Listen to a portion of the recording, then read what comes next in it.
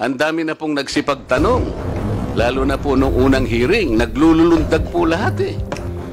I would like, Madam Chair, to remind our colleague, Mr. Marcoleta, Representative Marcoleta, that such terminology as nagtatatalon para magtanong are improper. To insinuate that my colleagues and us who validly and willingly want to pose valid questions regarding the budget of the Office of the Vice President is unacceptable. Hindi po kami nagtatatalon. We have valid questions. I wanted to ask valid questions, but of course, nobody is here to answer them. Tama ba kung magtanong na ng magtanong ngayon habang ikaw ay hindi mo pa nare-receive kung ano yung sagot niya?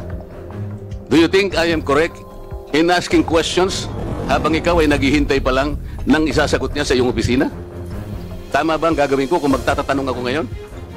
Madam Chair, I can only speak on the point of view of COA now. We have issued these and it's still subject to us. So the nature of a notice of disallowance, Madam Chair, it is yet to be explained. Sa ngayon, hindi pa eh. Kung sakaling ma-explain, Madam Chair, at halimbawa, hindi nyo pinakinggan, the Vice President has the option to go to the COA proper or an appeal. That is correct. That is correct.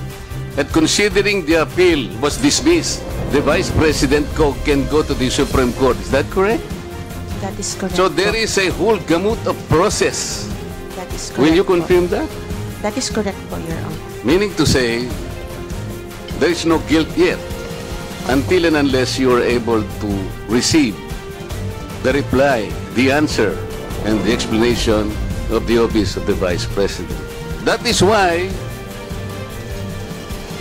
can you advise us, including me, whether we are supposed to ask questions considering that you have not yet received her explanation to your office? Instead, recognize the Honorable Dante Marcoleta. Salamat, Madam Chair.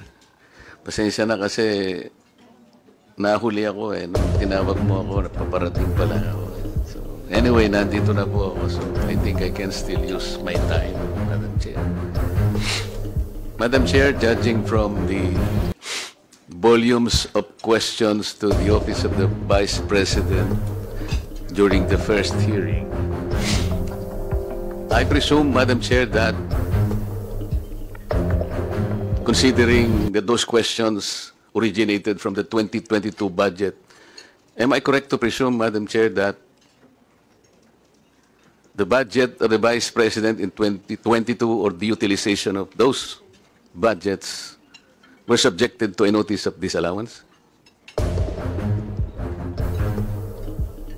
COA? Come again, sir. What's the question? Tinatanong po kayo kung nagkaroon ng notice of disallowance noong 2022 ang OVP.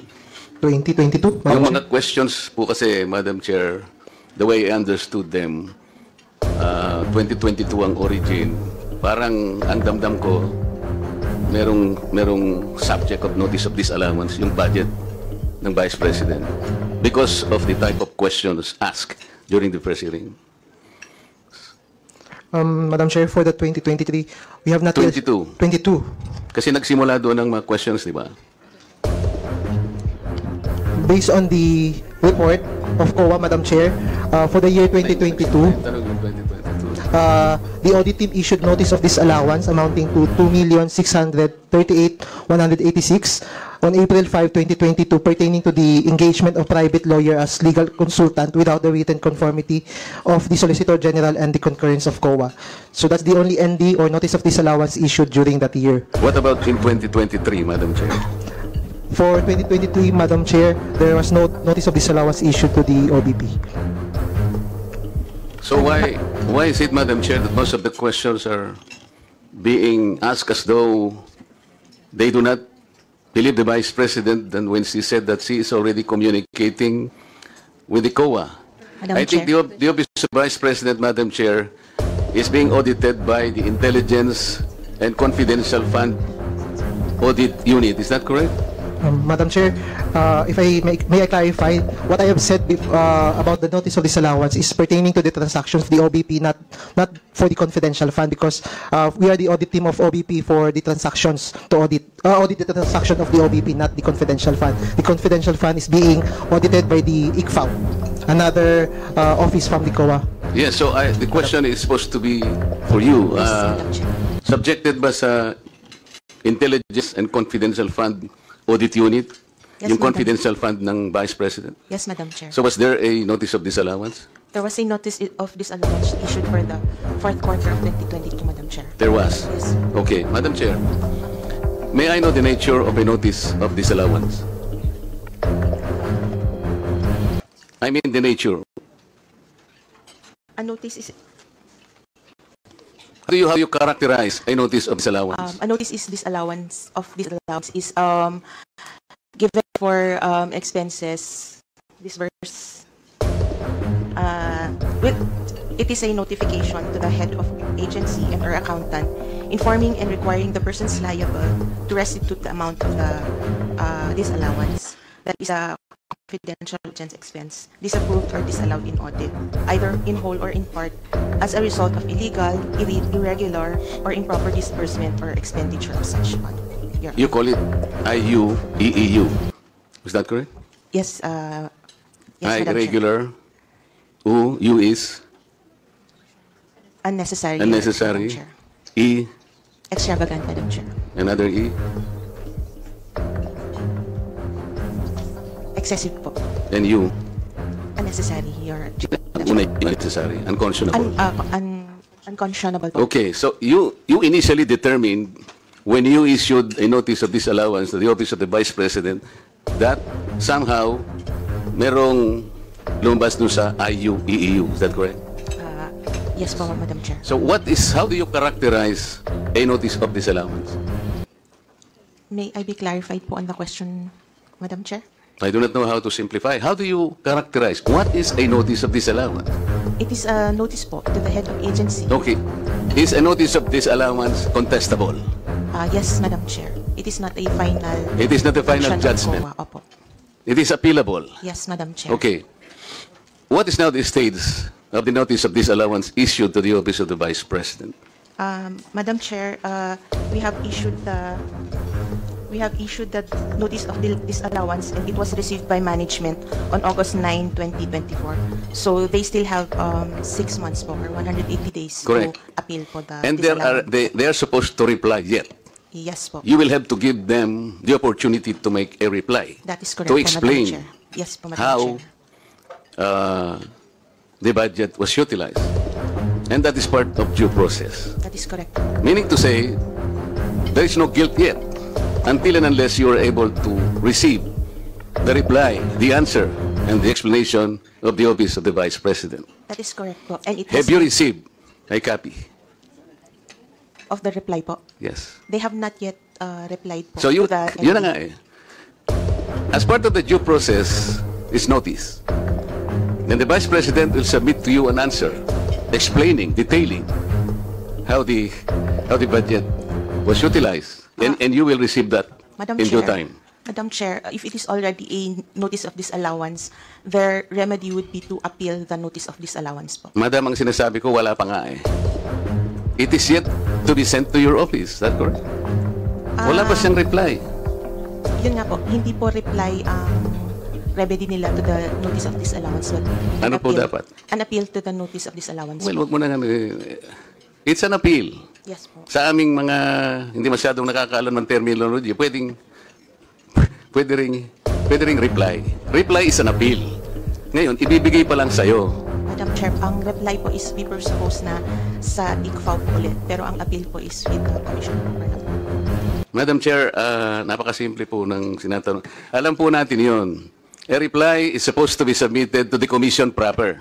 Yes po. Pero sa ngayon, hindi siya magre-reply kasi sasagutin niya muna kayo yan. Until today, hindi pa niya sinasagot because they are still within the reglementary period of 6 months That is correct po. to make an That is answer correct. to you. That is correct po. That is the nature of things, Madam Chair. That is correct. So wala pa siyang, there is no judgment yet. That is correct po. And it has been emphasized po in the first hearing that the notice of disallowance Kaya nga, if is not yet questions, for final. example, are coming from us, questioning and judging the utilization of the funds of the Vice President, when you yourselves, the rightful office, has yet to receive the explanation, we cannot be more popist than the Pope, Madam Chair. Is it correct? Madam Chair, as we have said, on our part, the NT is not No, you are not final. answering my question. Kung kayo nga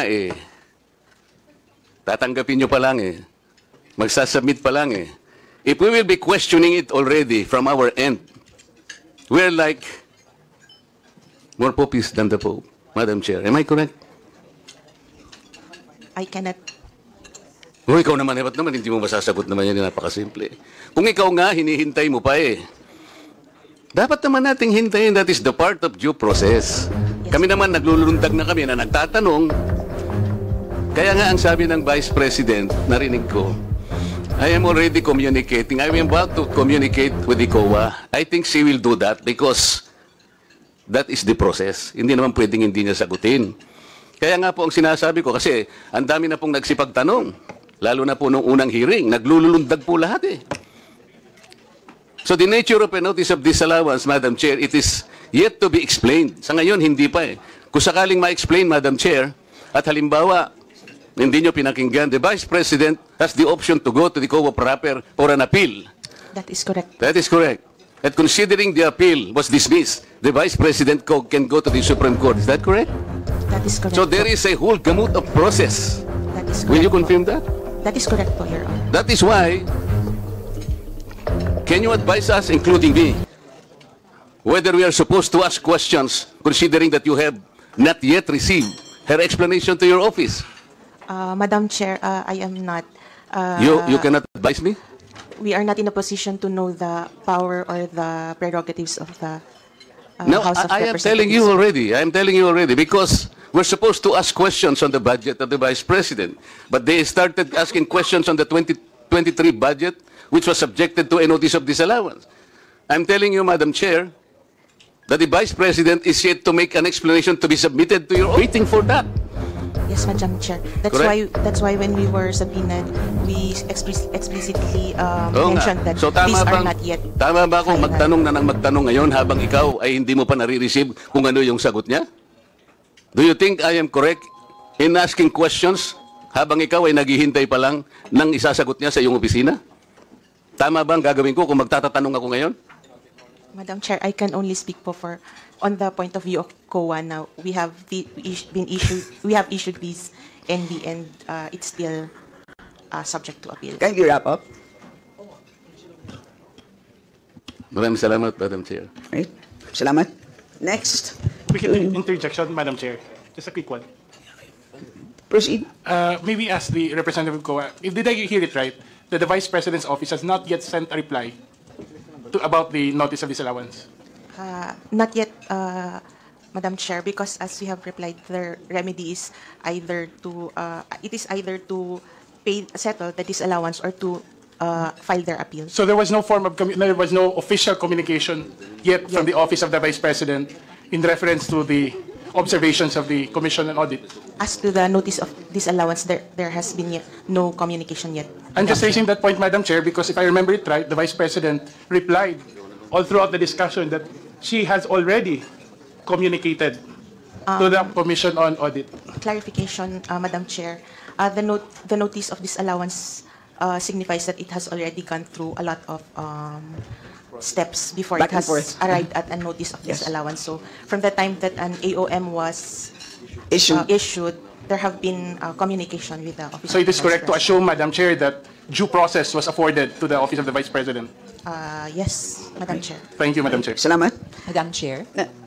Okay, pwede po kayo magpalista Yes. for orderly proceedings. We have Madam Chair, this is in Kong relation Ron to... Salo. Madam Chair, this is in relation to... I'll just yield We will- to Congresswoman Roman. Pasensya na po ha. Ililista ko na lang po kayo, Kong Roman. The chair now recognizes the Honorable Ron Salo. Maraming salamat po, Madam Chair. But I'll willingly yield to Congresswoman Roman, Madam Chair, if You will- it's all right with the Chair. Okay, so the chair now recognizes the Honorable Geraldine Roman. Madam Chair, just a observation during the interpellation of our esteemed colleague, Marcoleta. I would like, Madam Chair, to remind our colleague, Mr. Marcoleta, Representative Marcoleta, that such terminology as nagtatatalon para magtanong are improper. To insinuate that my colleagues and us, who validly and willingly want to pose valid questions regarding the budget of the Office of the Vice President is unacceptable. Hindi po kami nagtatatalon. We have valid questions. I wanted to ask valid questions, but of course nobody is here to answer them. Which brings me to my second point, that I was listening intently to the intervention of Representative Marcoleta about respect for tradition. And I agree that, yes, there are traditions, and courtesy is extended where courtesy is also given. And this no-show, for me, is not exactly what you would call a courteous gesture on the part of the Office of the Vice President. Nevertheless, Madam Chair, once more, I'd like to express my frustration that sinubukan ko lang po dumating today with certain valid questions, but wala pong tayong sasagot dito. Thank you very much, Madam Chair.